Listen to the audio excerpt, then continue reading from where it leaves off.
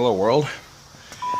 I am here to talk about a 2000, or rather, I'm here to talk about the Nissan VK45DE engines and the camshaft or crankshaft sensors and their codes. So the camshaft sensor usually results in a code P0340, and the crankshaft usually results in a P0335. That's typical.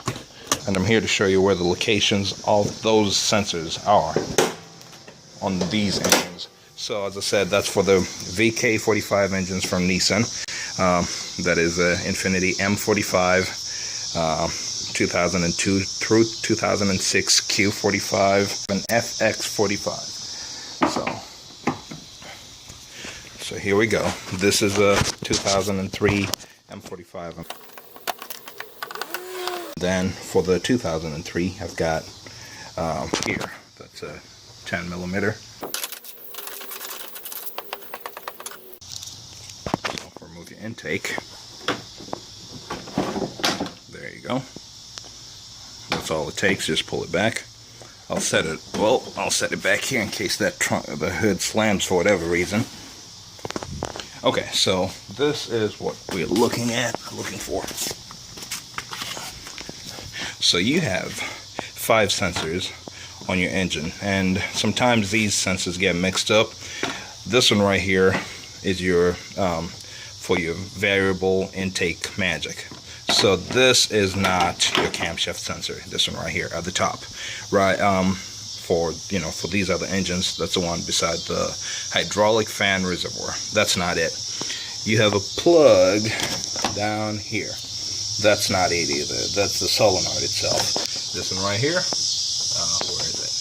This one up here on the right bank of the engine, beside the power steering. This is not the sensor you're looking for. Then down here, you have a solenoid for the right bank. What you're looking for is down here. You see that green insert over there? So that's what you're looking for. As I say, just remove the intake on that one, and you'll be able to get it. So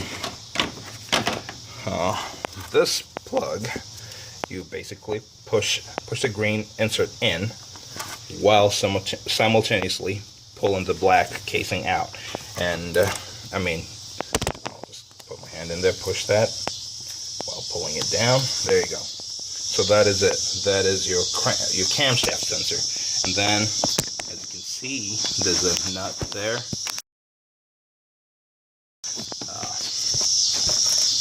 This nut over here, it's a 10 millimeter, so I could use my tool, but my car does not have a problem, so I'm not going to deal with that. And go ahead and remove that. On the way in, just push this clip back in. There you go. Heard that click, and you'll see the spring jumping up. So there you go. That's your camshaft sensor. This is a 2003 M45, and it will be the same for the early model, or rather the last generation Q45. Then the crankshaft sensor, we're going to go to the bottom of the engine. So I already jacked this up. I was doing an alignment, so to say. So I decided it was a good time to do it. So this is me looking down to the rear of the vehicle, right? Come here, and I rotated the phone. This is the steering rack. That's the boot for it. This is your engine. Your engine ends here. Your transmission starts here, and there's another green insert here. This is the, and this right here is your crankshaft sensor. So same thing, just push this clip in, then pull the entire plug backwards. There you go, done. And then you have a 10 millimeter bolt over here. Undo that, pull this out. And what you have to know about these engines is that this sensor is the same one as the crankshaft sensor.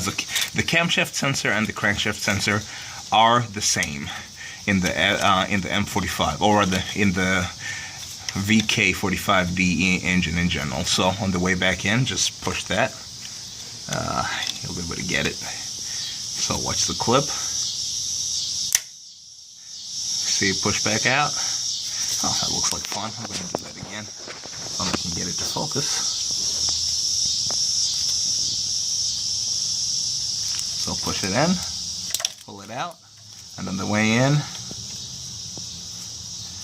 kind of high. There you go. It's engaged. There you go. Replace these parts. And I'll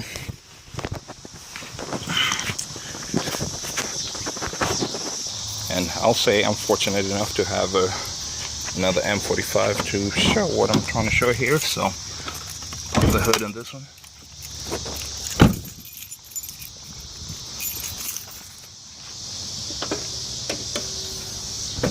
Okay. Down here. Again, the layout is the same pretty much. Just gotta find a way to remove this one here. Remove this bolt over here. There's another bolt over here. Remove those, and you should be able to see the sensor down here.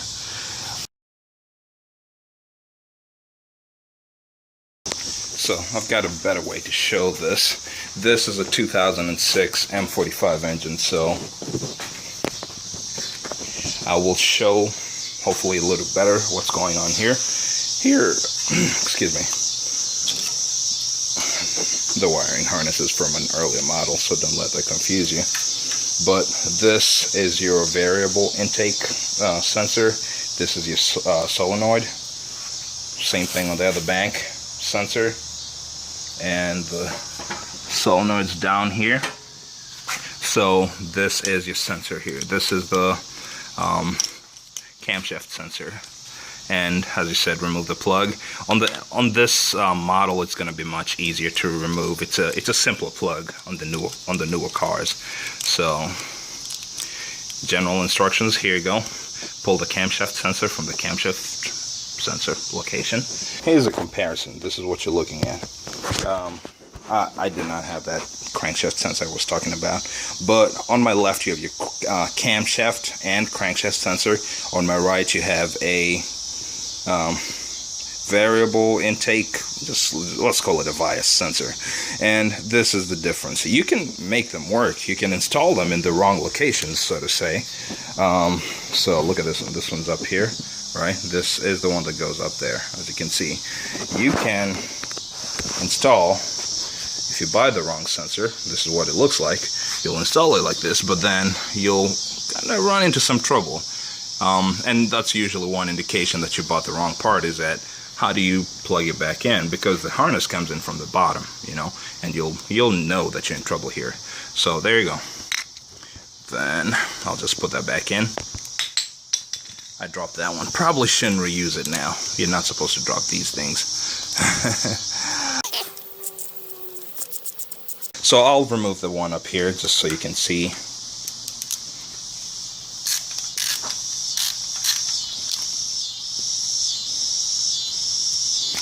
I shouldn't have put this one back in. I wanted to install the wrong one so you can see what happens to it. Kind of swap places.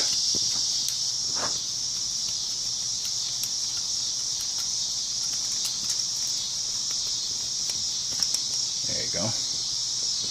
Set it down slowly.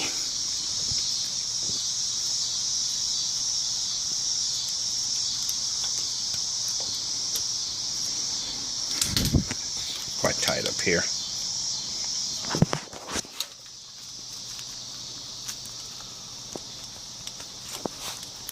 Got to twist it. There you go. Out it goes. So install this in the wrong place,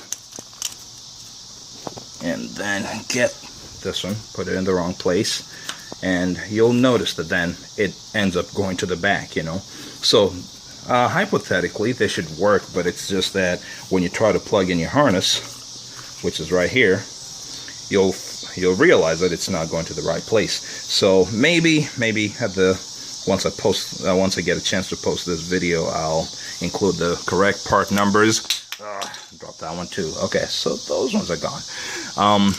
When I get a chance to post a video, I'm going to include the part numbers so that kind of gives you a guide as to what you should buy from Nissan and what you could buy from the auto parts stores. I've had decent luck with parts from the auto parts stores, and so there you go. I hope this helps. I think one of the common posts we usually see on the forum is that People say, hey, I've had this camshaft sensor code, I've replaced the camshaft sensors, both of them, and my car's still running like crap and throwing the code. When you refer to both of them, that's usually big, good indication to me that you got the wrong parts. And it's not your fault, really. I mean, in other engines it would make sense, because here you go, that's your intake cam, and you think, as I said, it's a variable intake system. And so you expect that it's a sensor for your cam. I mean, why not? But in reality, you only have this one here, and it's reading off the exhaust cam. So that's why there's a difference in what you expect versus what you actually end up doing. And it's actually kind of hidden. When you stand up at the car and you're looking down, this is the first thing that jumps at you, if at all, because it's still kind of hidden down there. Then as you can see, in the 2003, you get better access if you can remove the tube and actually see it. But in the 2003, as I said, you had the green insert down there and it was really open. So it's a long video, but I'm hoping this 14 minutes or whatever of your life will save you a whole lot of grief in your life. All right, good luck. Go ahead and put my stuff back together. So one thing I did not mention is that typically, if you have one of these cars and you have not replaced this sensor, or you either do not know if it has been replaced, or you know for sure that it has not been replaced, it's the kind of thing I usually just carry a spare sensor in my car.